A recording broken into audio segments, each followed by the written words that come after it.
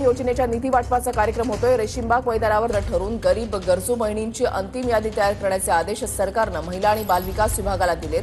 तर लाडकी बहीण योजने अनेक लाडक्या बहिणी तुम्हाला बघत असतील, त्यांच्या मनातला एक प्रश्न विचारते, ऑगस्टचा हप्ता कधी येणार आहे?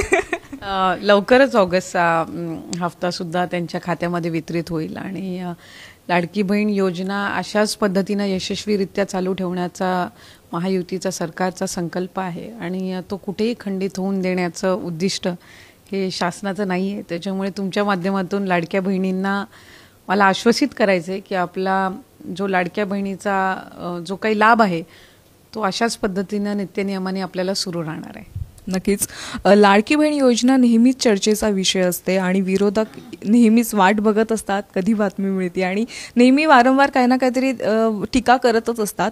नुकतंच आपण एक घोषणा केलेली होती 2100 रुपयांची हप्त्यामध्ये वाढ होणार आहे, तर ती वाढ कधी होणार आहे? कारण की अजूनही 1500 रुपयांचाच हप्ता येतोय। नाही, खरं तर आमच्या घोषणापत्र जे महायुतीचं असतं किंवा जाहीरनामा असतो त्याच्यामध्ये 5 वर्षाच्या कालावधीचा आमचा जो जाहीरनामा आहे तो निवडणुकीच्या कालावधीमध्ये घोषित केला जातो आणि त्याच्यामध्ये 2100चं आश्वासन हे महायुतीच्या वतीने दिलं गेलं होतं आणि ते नक्कीच आम्ही योग्य वेळी पूर्ण करणार। सध्या प्राधान्य हे योजना नियमितपणाने लाभार्थ्यांपर्यंत लाभ पोहोचवण्यासाठी आहे। ज्या वेळेला योग्य वेळ असेल त्यावेळेला नक्कीच 2100चा लाभ हा लाडक्या बहिणींपर्यंत पोहोचवला जाईल। सगळ्या लाडक्या बहिणी याची वाट पाहत असतील नक्कीच। पण जसं टीका होत्या त्याच्यामध्ये एक टीका अशी होती की लाडकी बहीण योजनेचा भार सरकारच्या तिजोरीवर आता पडतोय, हे कितपत खरं आहे? नाही, खरं तर कुठलीही योजना ज्या वेळेला आपण आणत असतो त्यावेळेला तिचा साधारणपणे सगळाच मागोवा किंवा त्या संदर्भातला एक आढावा घेतला गेलेला असतो। ज्या वेळेला लाडकी बहीण योजनासुद्धा सरकारने आणली त्यावेळेला त्या संदर्भातले सगळ्या ज्या बाबी आहेत त्याच्यावर विचार करूनच ती योजना आणलेली होती।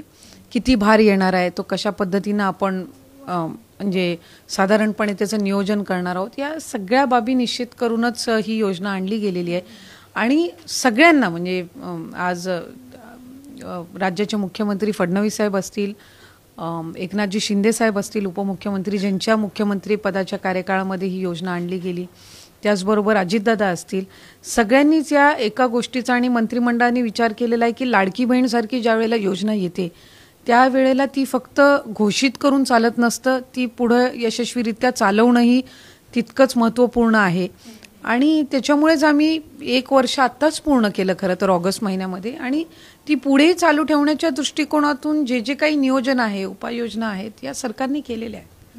सध्या आता बघतोय की लाडकी बहीण योजनेमध्ये अपात्रांवर कारवाई केली जाते, तर ती सध्या प्रोसेस कुठपर्यंत आली आणि कशा पद्धतीने कारवाई होणार आहे? कारण की असं ऐकलंय विरोधक म्हणतात जवळपास 50 लाखापेक्षा अपात्र ठरलेले आहेत, काय सांगाल? मी तर रोज वेगवेगळा आकडा ऐकते जो विभागाकडेही कधी नसतो।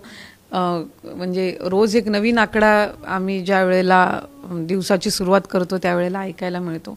त्यामुळे 50 लाख 40 लाख हे फक्त विरोधकांचे आकडे आहेत।